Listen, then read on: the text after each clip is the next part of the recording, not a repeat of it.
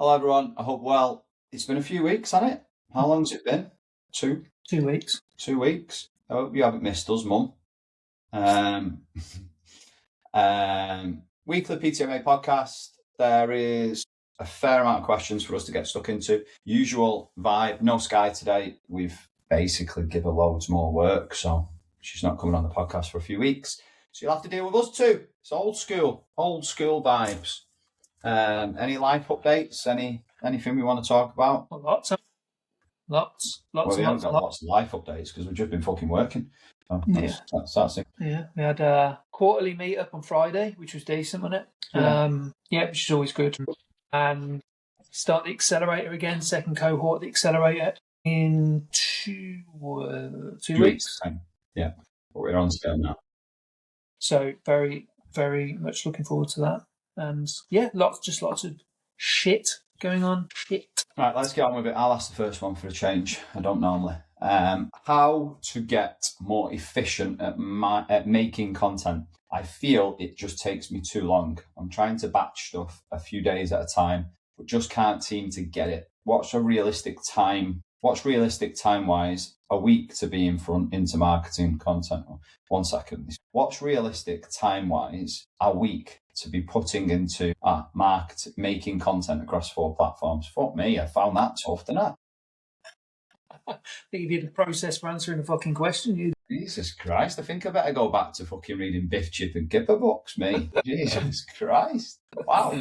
Go on, answer that. So I think there's a couple of points on this because, first of all, the process that Ant goes through or I go through or someone else goes through not necessarily could work for you. So I think you've got to find your way with it. But the first couple of things, and it's not necessarily like, create 3 reels and create that and create this, but more so, I think the first 2 things is firstly, having a mission to spread the word and awareness about something that's going to help your niche. I think that's the first thing because a lot of coaches will post in isolation. What I mean by that is they'll jump on Canva, they'll search through their old posts and see what's kind of done well or they haven't reused before and then just post it.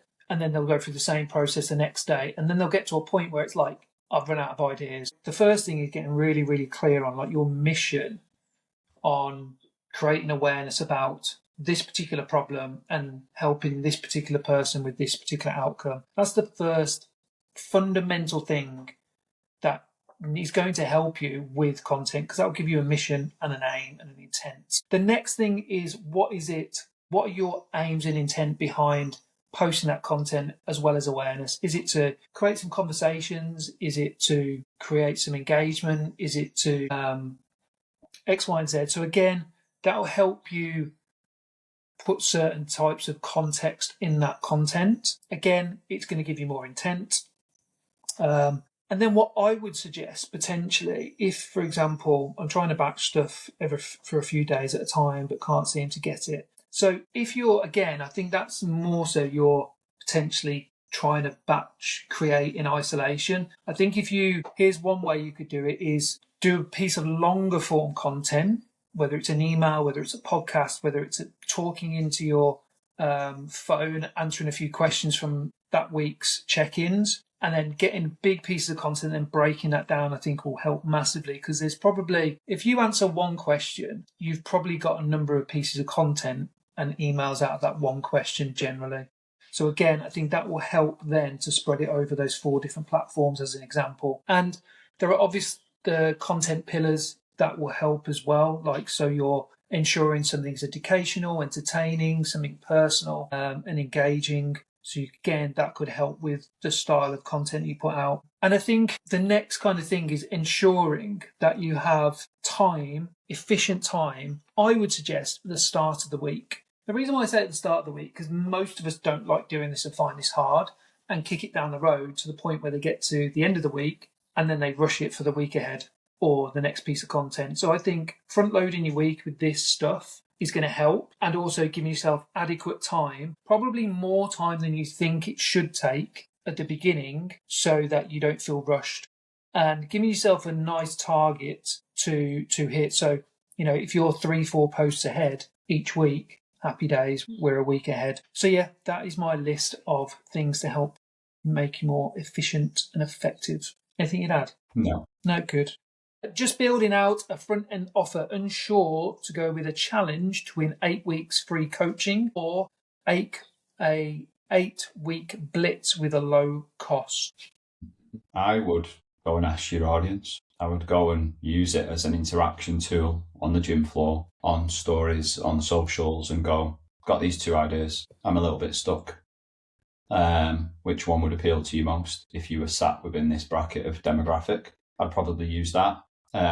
Probably prior to doing that, I would look at what objective am I trying to meet, because if it's more so a giveaway, then we're probably going to get a high volume of leads, and the giveaways are great, but you've got to take people from cold to client fairly quick. So there has to be an element of like a nurturing angle in there, and that might be like you do a webinar, a workshop, or whatever. You've not won, but this.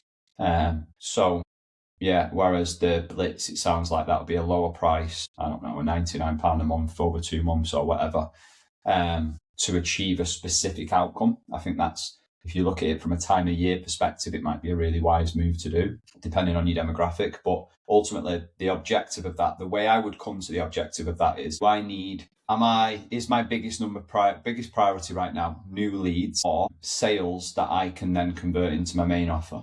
I think you need to make a decision on that. And if you're still stuck, go out to ask your audience. And if you're still stuck, then flip a coin and just get on with it. What would you say? Anything you'd add? No. How do you plan for a month where you just want to maintain where you are? For example, you have a lot of time off work. I think thinking about the month after that is probably a good place to start, because usually what happens in this month will snowball and affect the month ahead. So if you want to maintain this month, I would also think about setting up next month. So obvious automations, obvious getting ahead of scheduling your normal kind of work blocks from marketing content, ads, emails, podcasts, from a marketing sense, and then client engagement. Again, I'd be getting ahead maybe a little bit, maybe not planning in certain events or certain activities with clients during the time off or where it lands, so it's manageable. So I would definitely be thinking about, for example, May and June, and putting in the work to set those months up versus to affect this month directly through those channels. So nothing much different, but just probably thinking ahead, because a lot of people, when they have kind of a maintenance month or a maintenance period, they drop a lot of stuff, and then that affects when they don't want to maintain, when they want to grow. So yeah, I would just be thinking about ticking the boxes with intent for future business opportunities and goals, and making sure that you're putting in a minimal dose in that time that's going to be effective and keep everything ticking over. And that's obviously different for everybody. But yeah, anything you'd add? Yep. It's a lovely day here today, although yesterday it looked as though the world was ending because of the amount of hailstone there was, to a point where the street was covered like it was snow. Really? Yeah, I just thought I'd add that. That's really interesting. Well, next one. How often do people struggle to acquire new clients after putting their prices up? I would say it's more in the coach's head than it actually happens, in regards to you anticipate it probably a little bit, and because it's in your head, you start to change the style of what you do from a marketing or consultation perspective. So, like, the long and short of it is it doesn't happen very often, and ultimately, from a price, if you're going to put your prices up, probably because you're either close to being full, you haven't done it for a while, or you might be there. You fucking behave here. I'm trying to talk. So yeah, long story short, like, it doesn't happen very often because the context of putting the price up normally is from the majority of them reasons that I've just said. Yeah, I'd try and get it out of your mind completely. Like, nothing should change. And ultimately, if it then does play a role in converting people once you put them prices up, mainly that's probably because of your lack of marketing or marketing consistency, or something within your marketing that's not driving people to do the offer, or it could be that the offer is not good enough. So most of the time, it's never the price, it's how you position your offer and how you market yourself. Yeah, I'd get the pricing thing out of your mind and focus on them 2 things. Anything you would add? No, I'd echo that. It's very much because new people coming in don't know the price, or probably more so wouldn't know the price beforehand. So it's definitely more often than not in the coach's head. Yeah. What type of lead magnets work best and why? Good question. I will start by saying the ones that you get excited about, that you're passionate about, that you genuinely feel is going to help people. They're the ones that are most successful. Now, they can come in many different formats, from simple little downloads to podcasts to webinars, workshops, taster sessions, trial weeks, assessment scorecards, ChatGPT, what honestly, like, they all work. What we have found is, like, the ones that stand out are the ones that people are passionate about and actually give a shit about, and they're doing it because everybody should know about this thing in their niche because it's going to help them so much, and less about, I have to do this. I think that is the number one thing that sets successful lead magnets apart, and front end offers and everything else in between, right? I think there's definitely a shift of your recipe books, your one-page downloads. They'll get leads. Will they get quality leads? No. So again, I think it depends on what part of the funnel you're trying to top up with lead magnets. From a gym floor perspective, they all work, from workshops, web seminars, taster sessions, technique correction, challenges, ad hoc classes, trial weeks, nutrition stands. They all work. And online, they all work. Honestly, if you're sitting there and kind of going, oh, I've done all these different types of lead magnets and never got much, I could probably guarantee you've talked about it once or twice online and expected a big return. You haven't built up to it. You've never actually had conversations that are going to position these lead magnets as solutions for people, and they're going to help people. And from a gym floor perspective, if you've put up posters and expected people to come to you and they're the wrong people, or they're not volume of people, that's probably the reason why. It's not the thing, because the thing always works. It's just depending on whether you're passionate and driven to scream and shout about it. Would you say anything different? I think so. Did you ever have a fear of moving gyms, places to PT, and almost rebuilding if you wanted to relocate? Yeah, I had a fear of it. I think, taking you back, I first started out in Fitness First in Whitefield, which is on the outskirts of Manchester. I started as a fitness consultant, and I spent probably the first 15 to 18 months in that job. And then when I went into personal training, I had this perception that everyone just seen me as a fitness consultant. So I had this self-limiting belief in my head that was the reason why I couldn't get clients. But really, it's because I wasn't lead generating, wasn't marketing consistently, and just hovering around the gym just wasn't that effective. So the reason why I'm saying that is because I look back, and the reason I moved gyms at that point, I must have had about 7 or 8 clients.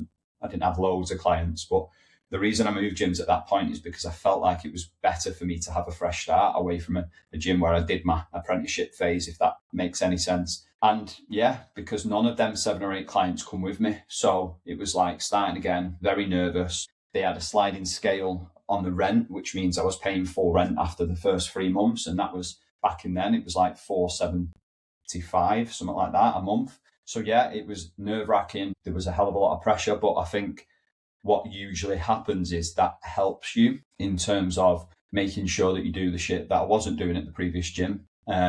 So I could start fresh. I could go in focused on, actually, I went into a city centre Fitness First then, but that predominantly then I could mould who I wanted to be in terms of coach, business, marketing, who I was going to target. The times that I wanted to coach was dictated on me a little bit because it was a city centre gym predominantly. So it kind of just gave me a bit of a new lease of life and more confidence and less self-limiting beliefs. So yes, it's a little bit nerve-wracking, but at the same time, if you go in with actually, I'm going to put some pressure on myself here. This is the pressure, i.e. full rent in as soon as possible.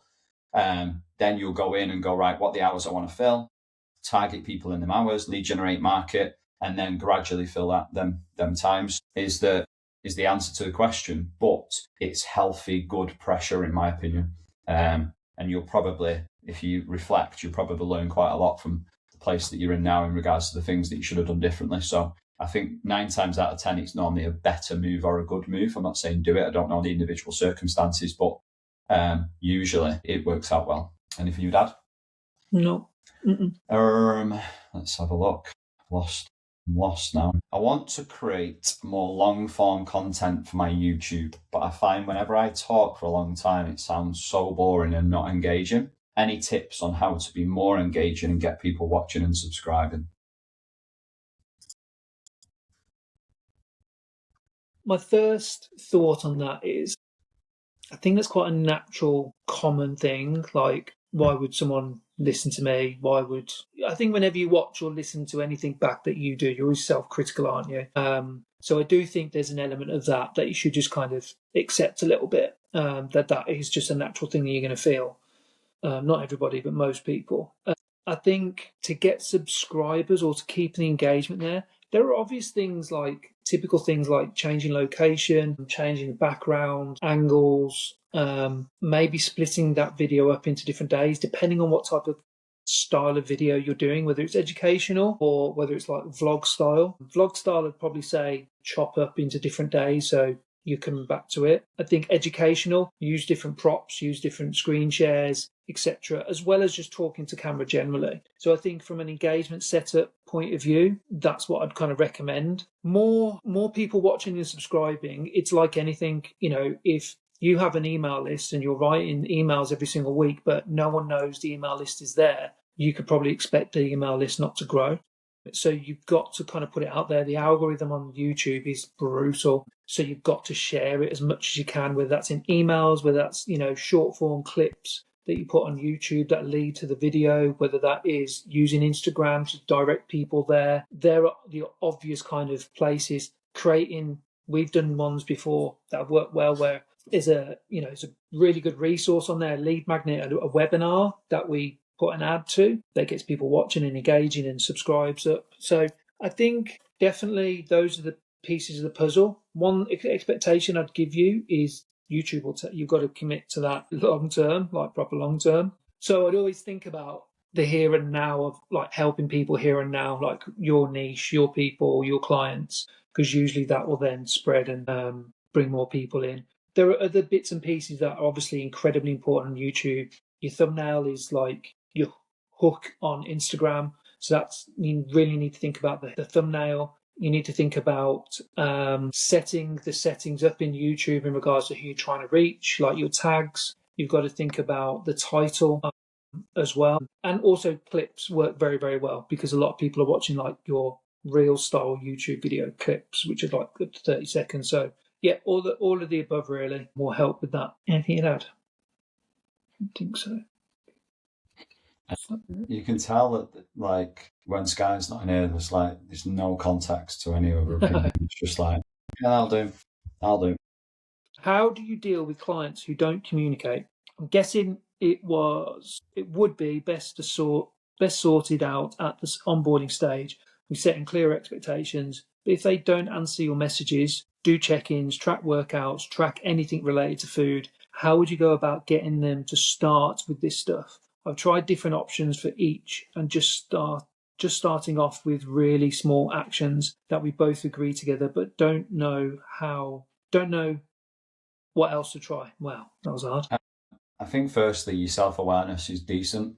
Yeah. Like in regards to setting clear expectations when you onboard them, I think is super important. It's difficult, isn't it? Because you try and throw that coach hat on and you want to create as much autonomy and collaborate and help them to self-discover and all of that type of stuff. But this often happens. And it's about knowing what's going to get the best out of that person. So maybe asking that and exploring it at the start of going, right, you've tried X, Y, and Z before. That's not worked. Give me a bit of an understanding of what you think is going to get the best out of you here. I guarantee that most people will say, I need you to kick me up the arse. I need you to tell me what to do. I need you to be directing. Maybe you go through that process first before that starts to break down, but at least it covers them expectations, and it starts you off kind of training them and not coaching them, if that makes sense. And then you can monitor it and go, right, at the first month of the review, you said that this would get the best out of you, although I've seen these breakdowns already. What do you think's the issue there? Okay, well, I'm not sure about this. And I'm like, okay, let's collaborate again. So yes, to the expectations at the onboarding stage. I think how would you deal with that now? For me, that's like a bit of an intervention from you of going, I need to have a bit of a chat with you. And I want to sit down and go, listen, you're paying for this service. You have these goals. Are these goals still the same? Okay. Because what I want to do and I want to make sure of is that as the coach, you're doing, as the client, should I say, you're doing absolutely everything that I know you need to do to get to where you want to be. And right now, I'll be dead honest, these are the things that are breaking down. So the result's probably not going to happen. And that's not comfortable with me, seeing as though you're paying for this result. So I would have that humble, honest conversation with them and go, right, can we get realigned on certain things? Because what's the goal now? Okay, in order to achieve that goal, and this is where you need to lead a little bit as a coach, probably, what's going to get the best out of you? And these are the things that you need to do. Can we agree on that? So you kind of realign and reset things, but probably you're going to have to take more of the lead a little bit. Explore what's broke down for them, right? Because I think that'll show signs from a behavior change perspective anyway, and from a communication perspective. So explore what's broke down. But then for me, like, I would be open and honest and go and lay it out on the table for them. So that's how I would deal with it. Anything you would do differently? No, I don't think so. Is there any more? No, that was the last one. Which week? Any final thoughts, Anthony? Final thoughts? No, if you're a coach that doesn't know where your next client is coming from, we've built a PT Business Accelerator for you, essentially. We had a conversation probably last year and was like, if we were coaches going into gyms now or starting a career, or we didn't have a repeatable process, what would we do? Essentially, we were like, we'd get clear on who we want to help and the problems we want to solve and the outcomes that we want to achieve that we're passionate about. We'd create an offer or a front-end offer that brings people to that, make sure that obviously we deliver on the deliverables, but then more so put a marketing campaign in place. And knowing what we know now, what would we specifically put in place over a 4-week marketing campaign? And what we've done is go, right, if that was us, this is what we would do. Now, we've just gone through that with a cohort of 21 people. And on average, then people generated over 30 leads and 4 new clients. So that should give you a little bit of confidence that this program, if you don't know where your next client is coming from, your next lead, and you haven't got a repeatable system within your business every single month, because that's what you need as a coach. I don't care if you're in a pure gym group. I don't care if you're online, more so if you're online, but you need a repeatable system that you land on, and you need about 2, 3, 4 of them across the year, different variations of them. Because if you don't have one of them, it's always just hit and hope, and that's what brings insecurity, stress, inconsistencies in the business, and probably the reason why you go to Indeed on looking for a job now and again for a more stable income. So, like, if you want to fix that and have more stability, predictability, and consistency in your business, then it's probably time to stick your hand in the pocket, do a bit of work, keep yourself accountable, and learn how to have a repeatable system, because that's what we're delivering over the 8 weeks, and it starts on the 27th of April. Bosh. Goodbye.